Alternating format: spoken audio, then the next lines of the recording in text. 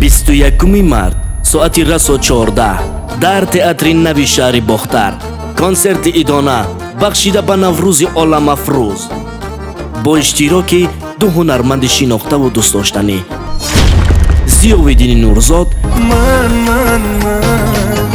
با دلم غم دارم پشیمان میروم از درگاه تو چرا از درد من و جورابک احمدجان آهم میگیرد تو را روز یار در عشق میسوزی نخواد که روز نشود این شبی تارم نخواد تا آخری اون تو را ندارم дастагули пур аз сурдҳои нав пешкаши шумо мегардад.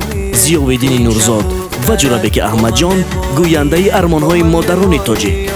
آچه دارن دیگرا آچه ندارم آچه جان حالی من در خاکی پایی آچه زارم آچه جان مادر گریه نکن برفتنی من مسافری نصیبی دیدنی من телефонҳо барои тамос 902 01 01 95 918 21 89 85.